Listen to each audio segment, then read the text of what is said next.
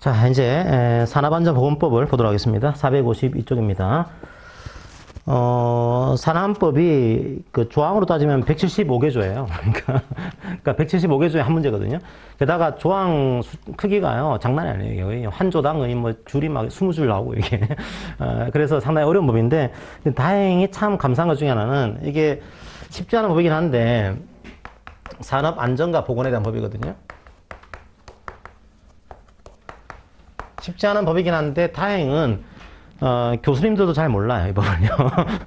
왜냐하면 이 법이 상당히 골치 아픈 법 중에 하나가 두 가지가 전문가가 돼야 돼요. 안전보건에 대한 전문가가 돼야 되고요. 그 다음 법에 대한 전문가가 돼야 돼요. 그러니까 이게 안전과 보건, 뭐 유해, 위험, 뭐 물질 이런 것들, 우리 법학 교수님들이 뭐 유해 물질까지 공부하지는 않습니다. 그러다 보니까 안전보건에 대한 기본적인 것들을 잘 모를 수 있고요.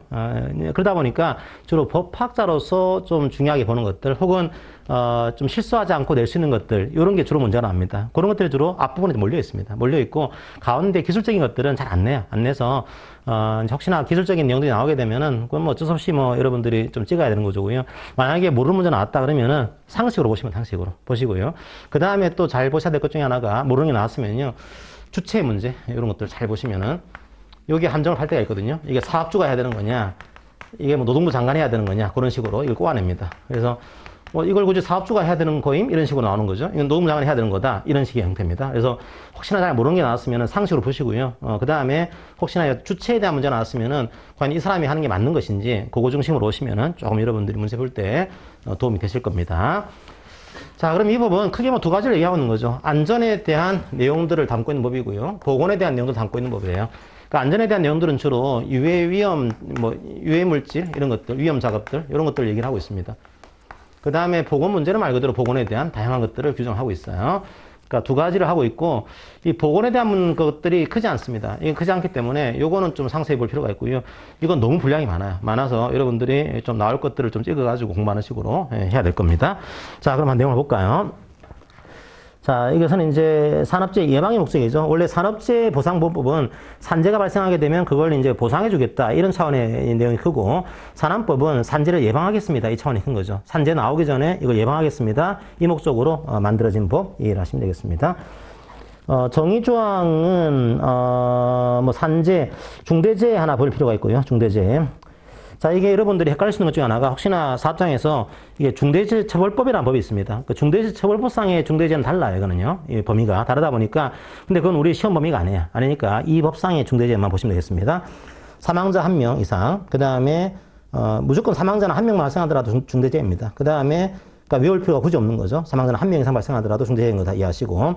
3개월 이상의 요양이 필요한 부상자가 동시에 2명 이상. 이 경우고요. 3미. 그 다음에, 부상자가 이제 요양이 필요한 뭐 부상자가 아니더라도 그냥 부상자가 동시에 10명 이상 발생했다. 이걸 중대재해로 보게 됩니다. 3, 2, 10의 구조예요. 3, 2, 10. 자, 그렇게 하시고, 네, 근로자는 이제 이 근로기준법상의 근로자를 그대로 따릅니다. 그리고 사용자라는 표현을 쓰지 않고 사업주라는 표현을 쓰고 있고요. 그리고 사업주라는 정의를 좀 다르게 쓰고 있어요. 근로자를 사용해서 사업을 하는 자, 이런 식의 표현을 쓰고 있습니다. 약간 이제 넓히려고 하는, 책임 범위를 넓히려고 하는 그런 취지로 약간 사업주에 대한 정의 규정을 다르게 해놓은 거예요. 자, 그렇게 이해하시고, 요건 넘어가도록 하겠습니다. 옆에 4번, 5번 뭐 그런 식이에요. 3번, 4번, 5번 그런 식으로 문제가 나옵니다.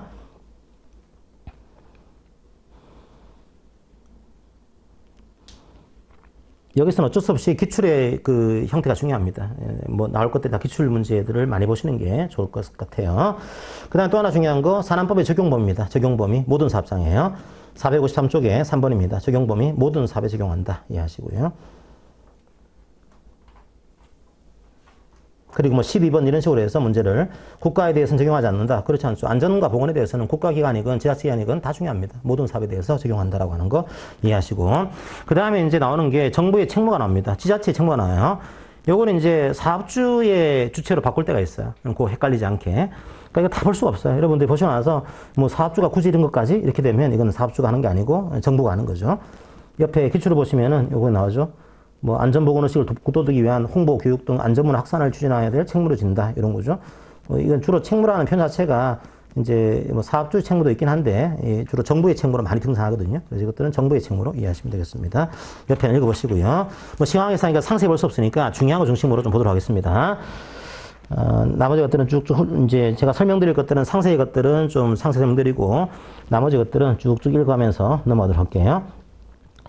그 다음에 454쪽에 보시면은 사업주와 근로자의 이제 의무가 있습니다. 그 사업주를 보시면은 양가로 1번에 가로 열고 이렇게 놨어요. 특수 형태 근로종사로부터 노무를 제공받는 자. 그러니까 이 표현을 왜 쓰는가 하면 특수 형태 근로종사자하고는 이분하고는 계약을 하진 않았어요. 이제 근로계약을 체결하지 않았거든요. 그래도 당신도 이제 안전보건에 대한 책임져라. 그렇게 해서 이걸 포함시키고 있는 겁니다. 그 다음에 물건의 수거 배달 등을 중개하는 자를 포함해요. 마찬가지로 근로계약을 체결하지는 않았습니다. 하지만 당신도 책임져라. 이렇게 만들어 둔 겁니다. 그럼 사업주가 이행해야 될 게 이걸 지키라는 거예요. 산재 예방을 위한 기준 지켜야 되고, 두 번째, 쾌적한 작업환경 조성, 근로조건의 개선 지켜야 되고, 요 정보를 근로자에 제공해라. 이걸 지켜라. 아주 기본적인 상식에 대한 것들이죠. 그래서 이런 것들이 가끔 문제 나올 때가 있습니다. 자, 옆에 한번 18번 문제 한번 풀어볼까요? 18번 문제.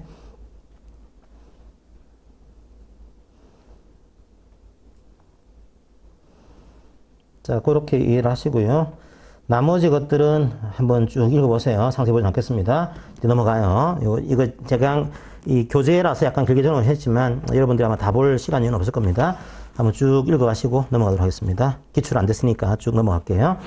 여기서 가장 중요한 파트는 457쪽입니다. 457쪽. 안전보건관리 체계하고 뭐 안전보건위원회, 그 다음에 안전보건관리 규정. 딱 뭐랄까 법학자들이 좋아할 만한 이제 파트들이 나와요. 자, 설명드리겠습니다. 안전보건 관리 체계. 어떤 거죠 하면 우리나라에서는 안전보건에 대한 조직도를 만들도록 하고 있습니다. 체계를, 시스템을 만들도록 하고 있는 거죠. 그러면 되는가 하면 여기가 사업주가 있어요. 사업주가 있고. 자, 그 다음에 밑에 보시면은 안전보건 관리 책임자가 있습니다. 안전보건 관리 책임자가 있습니다. 안전보건 관리 책임자. 말 그대로 안전과 보건에 대한 책임지는 사람이에요. 흔히 이제 공장에서는 공장장들이 역할을 수행합니다, 이제. 그럼 안전보건관리 책임자가 다 책임지는 거니까 뭐 다 할 수 없으니까요. 현장 감독자가 있습니다. 현장 감독자들을 저희들이 관리 감독자 이렇게 해요.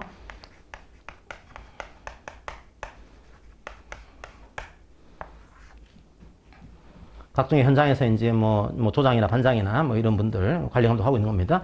근데 관리 감독자도 안전에 대한 전문가는 아닙니다. 이분들이 또 보건에 대한 전문가가 아니에요. 그래서 이분들에 대해서 안전과 보건에 대한 것들을 지도해주고 조언해줘야 될 사람이 필요합니다. 그때 이게 안전에 대한 문제를 지도하고 조언하는 분을 이제 세웁니다. 그게 이제 안전관리자가 그래요. 안전관리자.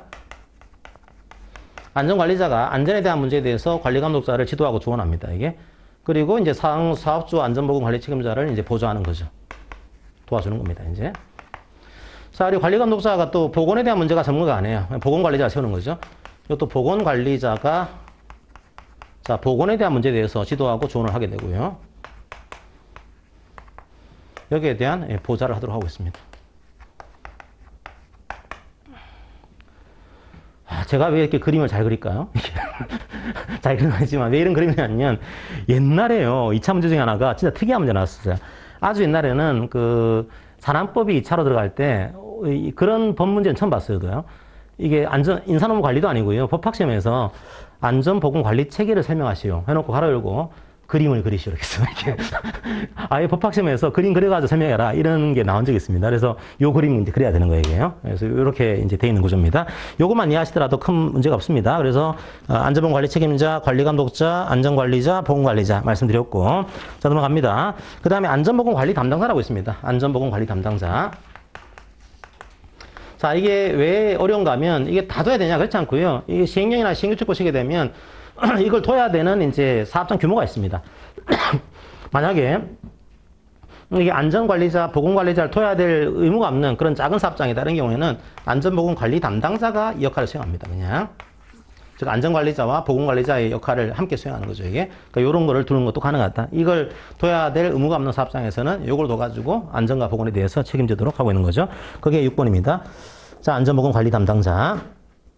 자, 나머지는 한번 쭉 읽어보시고요. 그 다음에 459쪽에 9번이 있습니다. 산업보건위. 산업보건위는 이제 여기서 의사인 거죠. 산업보건위가. 요 의사가 보건관리자에 대해서 지도합니다. 그런데 이 보건관리자가 의사예요. 그런 경우에는 둘 필요가 없는 거죠. 의사가 필요한데 산업보건위를 두는 겁니다. 근데 보건관리자가 의사인 경우에는 굳이 산업보건위를 둬야 될 필요가 없다. 그렇게 구분을 이해하시면 되고요. 그 다음에 이 안전보건에 대해서 시스템상으로는 심의의결기구가 필요합니다. 이 심의의결기구가 산업안전보건위원회예요.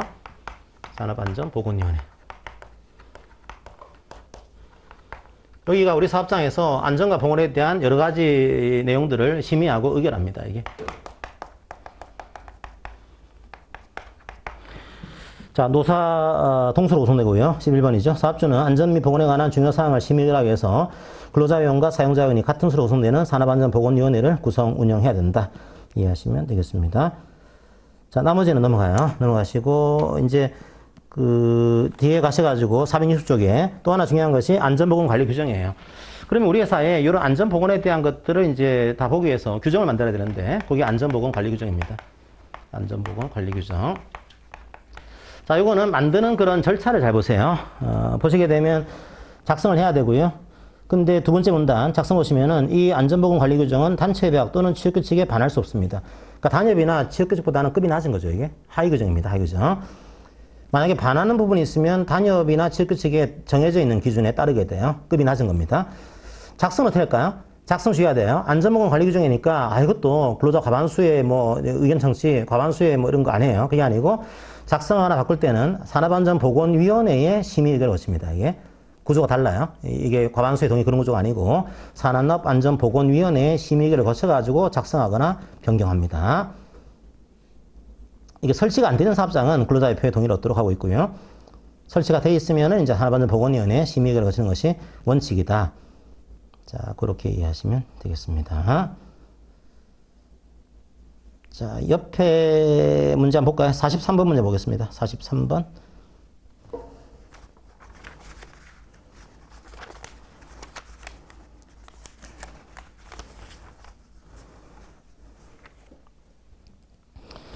됐죠? 이게 산업안전보건위원회 심의를 거쳐야 되고요. 밑에 보시면은 만약에 설치가 안 돼 있으면은 이 근로자대표의 동의를 얻어야 됩니다. 여기서 하는 근로자대표는 과반수 노조가 있으면 그 노조가 되는 거고 노조가 없을 때는 근로자의 과반수를 대표하는 자가 되는 구조예요. 자, 그렇게 하시면 되겠습니다. 그다음에 안전보건 교육에 대해서는 여러분들이 한번 쭉 읽어보시고 넘어가시면 되겠습니다. 그러니까 분량이 너무 많아가지고 쭉 한번 읽어보시면 되겠습니다. 자, 그 다음에 이제 나오는 세부적인 내용들, 요런 강론을 총론을 좀 이해하시고, 그 다음에 이제 유해 위험 작업에 대한 기본적인 그런 강론들을 좀 보도록 할게요.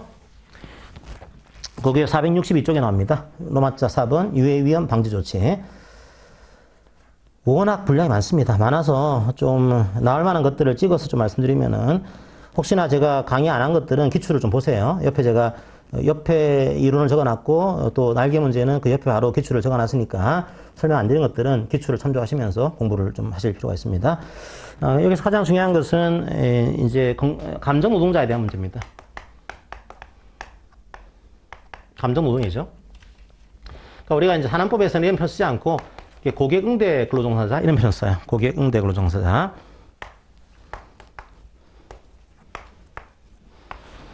자, 고객을 상대하는 그런 업종입니다. 그러다 보니까 이분들은 여러 가지 감정적으로 폭언을 듣기도 하고 폭행을 당하기도 하고 여러 가지 위험성에 좀 노출되어 있는 겁니다. 거기에 대한 이제 내용을 만들자라고 해서 만들어진 그런 내용이에요. 사실 최근에 일종의 트렌드입니다, 이게. 최근에 트렌드가 감정. 옛날에는 감정에 대해서 뭔가 법으로 다스리겠다 생각하지 않았는데 이제 감정의 문제가 단순하게 개인의 어떤 멘탈 관리 문제가 아니고 사회 문제가 된 거죠, 이제는. 상당히 감정적으로 지금 많이 힘들어, 사람들이. 여러분도 힘들잖아요, 그죠? 이게 감정적으로. 그래서 이제 쭉 이거는 혹시나 몰라서 말씀드리면 여기에 감정에 관련된 문제로 연결된 법들이 처음 만들어진 게 성희롱이에요. 성적인 굴욕감, 혐오감 이런 것들이죠. 자, 그 다음 만들어진 게 이런 것들입니다. 감정노동, 고객응대에 대한 문제. 그러니까 여기에 좀 흩어져 있어요. 성희롱은 남녀고용평등법에서 이걸 규정하고 있고, 고객응대 근로자에 대한 어떤 보호 조치는 또 산안법에서 규정을 하고 있고, 그 다음에 이제 만들어진 것이 최근에 괴롭힘입니다. 직장 내 괴롭힘. 이건 정신적 고통인 거죠. 혹은 신체적 고통 이런 것들. 자, 괴롭힘에 대해서는 또 근로기준법에서 규정을 하고 있습니다. 그러니까 여기에 들어가 있는 고객응대 근로종사에 대해서 좀 만들어둔 겁니다. 이게. 그러니까 이분도 어떻게 할 거냐, 그죠? 여기에 대해서는 고객에 대한 직접적인 것들은 다른 법으로 커버를 해야 됩니다. 이게 뭐 형사적인 범죄가 되면 형사적인 고소를 해야 될 거고, 민사적으로 뭐 그런 있으면 손해배상 청구할 수 있고, 요거는 다른 법에서 커버하겠지만 이 법에서는 보겠습니다. 고객 응대 근로종사에 대해서 맨 밑에 표. 예방에 대한 필요한 조치를 해야 됩니다. 사업주가요. 사업주가 이런 직접 고객을 대면하거나 정보통신으로 이제 상품을 판매하거나 서비스를 제공하는 업무에 종사하는 고객 응대 근로자에 대해서는 폭언, 폭행, 이런 그 밖에 적정 범위 넘어선 신체, 정신적 고통을 유발하는 행위로 인한 건강장애를 예방하기 위해서 필요한 조치를 해야 되고요. 필요한 조치를 해야 되고, 이거는 이제 노동부령으로 나와 있습니다. 그 다음에 사업주가 이미 이 근로자에게 그게 발생했어요. 건강장애가.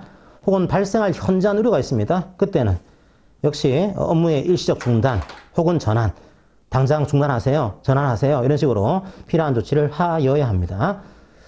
잘 보시게 되면 이런 조항들의 특징 중에 하나가 상당수가 다 의무조항이에요.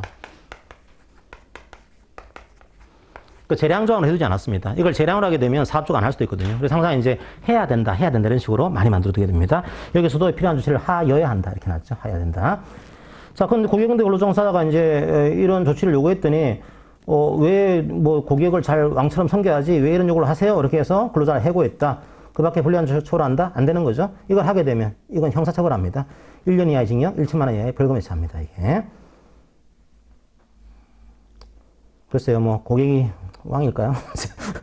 고객은 고객답게 할 때 왕으로 대접받겠죠, 그죠? 고객이 희한한 고객도 있거든요. 그러니까 그런 것들에 대한 방지 장치를, 예방 장치를 좀 만들어 둔 겁니다, 이게. 자, 그렇게 하시고요. 그 다음에 또 한 가지가 작업중지. 이것도 나올 수 있습니다. 작업중지도. 자, 만약에 작업을 이제 급박한 위험이 있어요. 산재가 발생할 위험이 있습니다. 그때는 즉시 사업주가 작업을 중지시키고 대피를 시키는 등의 안전보건에 필요한 조치를 해야 됩니다, 이게. 자, 이걸 굳이 근로기준법상의 근로계약상의 의무로 접근하게 되면 이게 배려 의무예요, 배려 의무.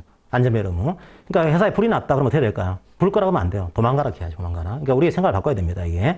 오히려 회사에 불 났으니까 우리 회사를 위해서 불 끄세요. 이건 생명이 위험해집니다. 그러니까 빨리 도망가세요. 이걸 이제 만들어둔 것이 이 법에서는 작업중지로 만들어둔 겁니다, 이게. 작업을 즉시 중지시키고 작업장소 대피시키는 등의 안전 및 보건에 관한 필요한 조치를 해야 되고요. 그 다음에 근로자도 마찬가지입니다. 근로자도 작업 중지권이 있어요. 이게 사업주가 작업을 중지하세요 명령하지 않았더라도 급박한 힘이 있다. 급박한 힘이 있다 할 때는 작업을 중지하고 대피할 수 있습니다. 근로자는. 자, 그리고 이 대피한 근로자가 관리감독자라든지 이런 분한테 보고를 해야 되고요. 보고받은 관리감독자는 필요한 조치를 다 해야 됩니다. 자, 이거 피했다고 해서 해고를 한다, 불리한 처벌을 한다, 그래서는 안 되는 거예요. 그 작업 중지권이 있는 거죠. 그러니까 사업주의 작업중지권, 근로자의 작업중지권, 근로자의 작업중지권을 부여했습니다. 이 법에서. 그렇게 여러분들이 이해하시고요. 자, 그 다음에 세 번째로 중대재해를 발생시켰다. 그러니까 아까 사망자 1명 이상, 그 다음에 3, 2, 10이었죠. 그 경우에는 중대재해 발생했을 경우에는 사업주가 조치를 해야 됩니다. 자, 노무장관에게 보고해야 돼요. 지체 없이. 은폐하지 말라는 거죠. 자, 알게 된 경우에는 지체 없이 노동장관에게 보고하도록 했고요. 그 다음에 노동부 장관은 또 작업 중지를 명할 수 있습니다. 자, 중대재해 발생한 해당 작업이라든지, 이제 동일한 작업 때문에 다시 발생할 급박한 힘이 있다 할 때는 작업 중지를 명할 수 있도록 그렇게 하고 있습니다. 자, 넘어가도록 할게요. 자, 중대재해 원인 조사를 노동부 장관이 할 수 있습니다. 중대재해 발생했을 때 거기에 대한 발생 원인을 조사할 수 있다. 원인 조사. 그 다음에 발생에 대한 산재 발생에 대한 은폐를 금지하고 있습니다. 자, 그 발생 사실을 은폐해서는 안 되고요. 자, 이걸 기록 보존해야 됩니다. 그리고 노동부 장관에게 보고하도록 하고 있죠. 그러니까 우리나라가 은폐가 많거든요, 생각보다 이게. 우리나라는 산재에 대한 은폐가 높은 편이에요. 높습니다. 이 법이 있긴 하지만 높은 편일 거예요, 아직까지도. 통계상으로 내보면은 아주 정확한 통계는 아니지만 꽤 오래전의 통계라서 우리나라가 산재 사망률이 낮아요. 높아요, 굉장히. 사망률이 거의 OECD 최상위권 국가입니다. 근데 산재 사고 비율은 하위권이에요, 우리나라가. 특이하잖아요, 그죠? 산재 사망자 비율은 이제 상위권인데 산재 사고 비율은 이제 하위권이다. 그럴 수가 없잖아요, 그죠? 사고 나면은 사망자가 나오게 되는데 그럼 사고 났다면 무조건 사망자 발생하는 그런 사고냐? 그렇진 않을 겁니다. 아마도 이제 은폐 문제일 거예요, 은폐 문제. 그러니까 사망자는 은폐가 안 되거든요, 이게. 웬만해서는. 물론 사망자도요, 심지어 은폐할 때 있어요. 은폐할 때 있어요. 그러니까 예를 들면 뭐 사업장에 쓰러졌는데 119를 부르지 않고 갑자기 자기들 차로 막 이동시켜 놓습니다. 그러니까 나중에 보니까 이 쓰러진 게 여기 쓰러진 게 아니고 딴 데 쓰러진 거다. 그러니까 119를 부르게 되면 이 기록이 남거든요. 그러니까 이 은폐하려는 사업장 119를 못 부르게 해요, 이거를요. 그런 사업장들이 있었단 말이에요. 그러니까 은폐가 꽤 있는 것 중에 한데 요즘은 좀 달라졌겠죠, 그죠? 옛날에는 꽤 그 비율이 높았습니다. 그렇게 하시고요. 그 다음에 도급에 대해서는 일단 넘어갈게요, 이거는요. 상세히 볼 수가 없으니까 하나 보겠습니다. 465쪽에 안전보건 총괄 책임자를 보도록 하겠습니다. 이게 뭔가 하면은 이게 근로기준법하고 다른 것 중에 하나가 이게 도급인이 있고 이제 수급인이 있으면은 이게 수급인의 근로자에게 발생하는 산업재해 문제, 여기만 책임지게 되면 여기는 아무래도 거기에 대한 기초적인 뭐 비용이라든지 장비라든지 이런 게 부족해요. 부족하니까 당신도 적어도 근로계약상의 문제는 아니지만 산업 안전에 대한 문제에서는 함께 책임져라. 당신이 책임져야 됩니다. 이런 제도를 만들어낸 거예요. 그게 도급적인 그 내용들을 만들어낸 겁니다. 그래서 옆에 보시면은 464쪽을 먼저 보겠습니다. 유해 위험 작업에 대해서는 도급 주지 못하도록, 그러니까 하청업체에 넘기지 못하도록 만들어 둔 거죠. 자, 뭐 첫 번째, 뭐 도금 작업이라든지, 뭐 순, 납, 카드뮴 이런 것들 상당히 유해 물질인 거죠. 이런 물질에 대해서는 이제 우리 회사에서 수급인의 근로자가 이 작업을 하도록 해서는 안 된다. 이걸 이제 막아두고 있는 겁니다. 그런데 경우에 따라서는 그렇게 할 수 있는 케이스가 있는 겁니다. 도급을 맡길 수 있는 케이스. 그게 두 번째 문단이에요. 일시적, 간헐적으로 작업을 도구하고 있다. 이런 경우. 자, 그런 경우에는 도구 맡길 수도 있다. 이거고. 두 번째로, 오히려 수급인이 전문가예요. 이게 도급인이 아니고. 그때는 수급인이 전문적으로 기술을 가지고 있다. 이 경우에는 노동부 장관의 승인이 필요합니다. 승인 받으면은 뭐 가능하다. 이렇게 예외를 만들어 놨습니다. 승인 기간은 3년이에요. 연장할 수 있습니다. 3년까지 연장할 수 있고요.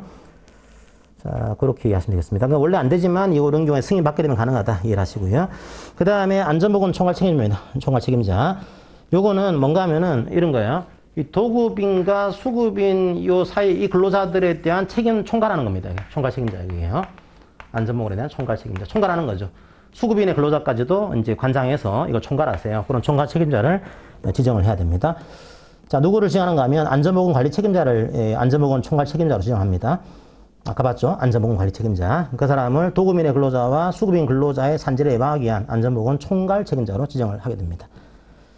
자, 그렇게 하시고, 이제 나머지 것들은, 그죠? 이것도 다, 여러분들 다 못 봐요. 그러니까 나중에 시간 나실 때 한번 쭉 읽어보시고. 최근에 7급 공무원 시험에서 문제가 이상하게 많이 나왔어요. 보통은 이런 문제가 안 나오는데, 갑자기 7급 공무원 시험에서 좀 너무 전문적인 문제가 나온 적이 있는데, 너무 그렇다고 해서 심리하지 마시고, 뭐 그냥, 뭐 나왔구나 생각하시고 넘어가셔야지. 야, 이거 나오면 어떻게 되는 거냐. 이게 한 문제니까 너무 상세히 보지 마시고 넘어가셔도 관계없습니다. 원래 제가 5-3도 빼려고 그랬거든요. 건설업 등의 산재배양도 빼려고 그랬어요. 빼려고 그랬는데 7급 공무원 시험에서 이게 나왔어요. 나오는 바람에 또 뺄 수는 없고, 이게 또. 그냥 공무원 시험 보는 분들은 또 교재 볼 수 있으니까. 그래서 적어놨지만 여러분들이 어떻게 건설공사까지 보겠어요. 그죠? 지금 뭐 이거는 옆에 기출문제에 참조하시고 보시고 넘어가시기 바랍니다. 자, 그 다음 봐야 될 게 오히려 468쪽에 5-4번입니다. 요거는 좀 이제 특이한 내용이니까 좀 볼 필요가 있어요. 뭔가 하면은 원래 저희들은 이 사용자와 근로계약을 체결한 근로자에 대한 산재 예방 이게 주로 돼 있었는데 이제는 뭘 추가했냐면 특수 형태의 근로종사자 혹은 배달종사자, 가맹본부. 그러니까 이분들은 엄밀하게는 근로계약상의 근로자가 아닌 구조입니다. 그러니까 이분들에 대한 산업재해 예방은 너무 지금 사각지대 아니냐 이런 취지 때문에 이분들에 대한 산재 예방 조항도 만들어냈습니다. 이제. 자, 그래서 특수 형태 근로종사자 거기에 대한 뭐 조치를 만들었다 그렇게만 이해하시고요. 그 다음에 배달 종사자에 대한 것들도 조치를 만들었다고 하는 거. 가맹본부가 역시 가맹점 사업자에 대한 산재 예방 조치를 해야 된다. 이런 것들을 만들었다고 하는 거. 그렇게만 이해하시면 되겠습니다. 자, 이제 오히려 중요한 것은 여러분들이 좀 상세히 공부해야 될 것은 요 파트예요. 요 파트. 안전에 대한 파트가 아니고 보건에 대한 파트. 요거 중심으로. 첫 번째, 작업 환경 측정. 자, 이걸 보겠습니다. 469쪽이에요. 작업 환경 측정. 여기서 잘 나오는 문제는 환경을 측정할 때 세 번째 문단 근로자 대표가 요구하게 되면 작업 환경 측정 시에 근로자 대표를 입회시켜야 됩니다. 자, 요구하면은 근로자 대표를 입회시켜야 한다. 자, 왜 제가 이렇게 보는가 하면 지금 우리 문제가 문제은행식이에요. 아직까지는. 그러니까 기출문제에서 뽑아냅니다. 뽑아내고 새로운 문제를 추가하는 식이니까 기출문제 많이 알고 계시면은 아무래도 맞출 가능성이 높아져요. 그러니까 주로 기출 많이 됐던 것들 그걸 좀 보도록 하겠습니다. 첫 번째, 근로자 대표가 요구하게 되면 작업환경 측정할 때 근로자 대표를 입회시켜야 된다. 그렇게 이해를 하시고요. 자, 그 다음에 나올 가능성이 있는 거 2번입니다. 2번. 휴게시설 설치예요.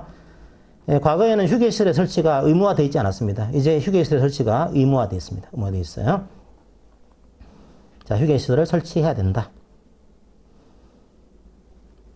자, 그 다음에 과태료 부과조항이 이제 50명 이상 사업장은 시행되고 있고 50인이 안 되는 사업장은 과태료 부과조항은 뒤에 들어가는데 일단은 시행되는 것으로 이해를 하시면 되겠습니다.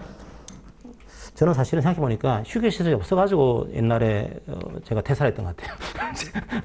너무 힘들어서 쉬고 싶은데 우리 회사에 휴게실이 없었거든요. 그러니까 옛날에 한번 그런 말씀 드렸나 모르겠는데 제가 한 번은 너무 힘들어가지고 휴게실이 없으니까요. 그래도 이게 졸 수는 없잖아요. 이렇게 팀장이 앞에 있는데 아무래도 좀 제가 약간 예의를 갖추는 그런 사람이라서 차마 자지를 못하겠고 너무 힘들긴 하고 그래서 화장실에 가서요. 제가 깜빡 졸았어요. 졸아가지고 저는 깜빡 졸아 생각했는데 뭐 1시간인가 2시간인가 흘렀더라고요. 시간이요. 화장실 안에서. 아주 환경이 아주 좋은 화장실이 아니었거든요. 오고 나니까 냄새도 나고 이게 안 좋아가지고 그때 제가 이제 화장실 나오면서 이제 직장 생활 접어야겠다. 이제 노무사 준비를 해야겠다. 개인적으로 약간 이제 좀 자유직업이라든지 전문직업 이걸 좀 해야겠다는 생각이 그때 제가 든 적이 있어요. 만약에 우리 회사에 휴게실이 있어가지고 제가 푹 잤더라고 한다면 아마 지금 이 강의를 안 하고 있을지도 모릅니다, 이게. 이제는 설치를 해야 되는 거예요, 이게요. 반드시 설치하도록 규정을 하고 있더라고 하는 거 이해하시고요. 그 다음에, 이제 470조 보시면은, 470조.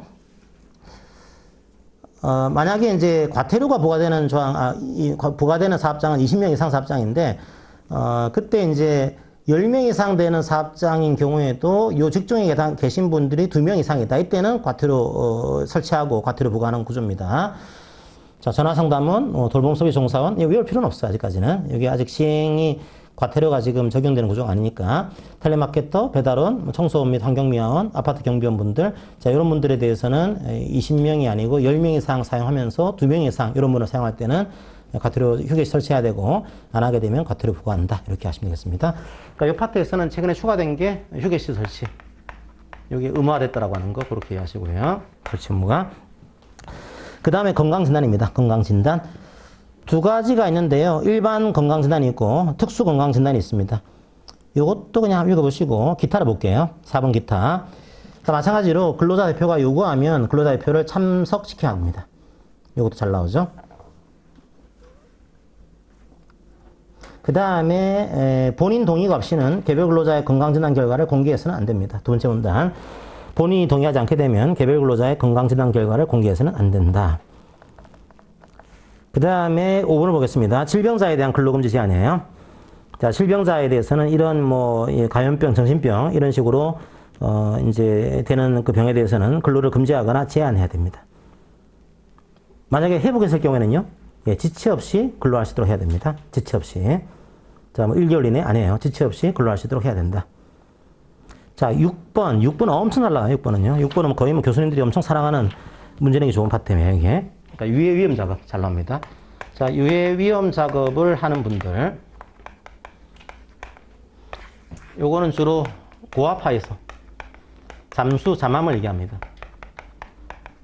자, 고압화에서 근로하시는 분들은 근로시간이 우리가 원래 근로기준법은 이랬죠. 근로기준법은 근로시간이 하루 8시간, 한 주에 40시간이었어요.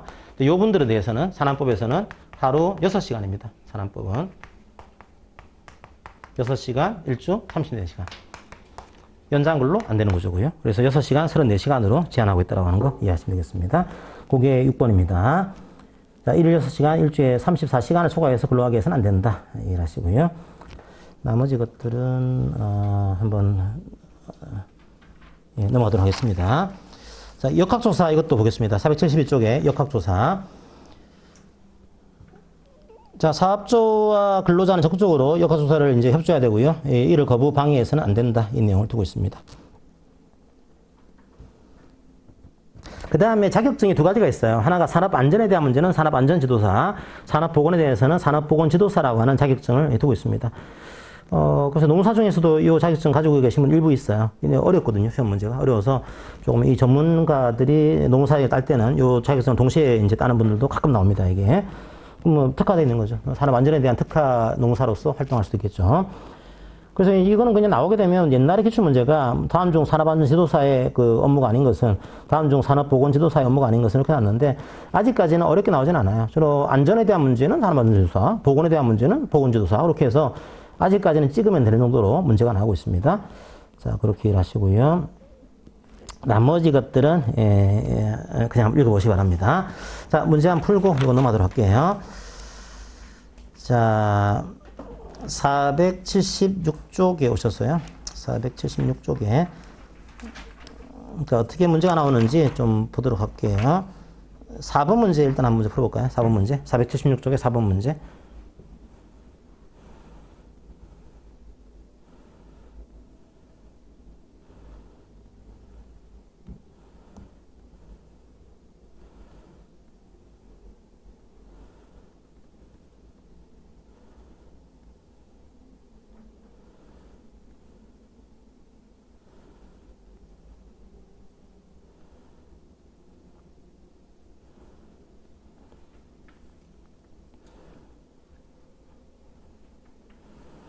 자, 이거 4번은 이제 중대재해 발생 시에 이제 문제인 거죠. 중대재해 발생 시에는 이제 노동부 장관이 이걸 관여를 합니다. 그래서 노동부 작업을 중지시키고 작업 중지 해제에 대한 그런 것들도 마찬가지로 노동부 장관이 이걸 이제 해제하도록 그렇게 하고 있어요. 그러니까 주체에 대한 문제를 좀 꼬아낸 거죠.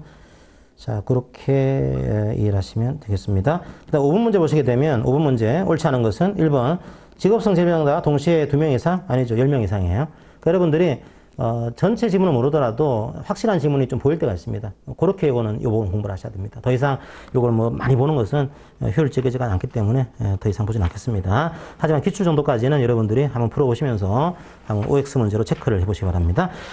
자, 그 다음에 남녀고용통법으로 들어옵니다. 예, 조금 쉬었다가 들어갈게요.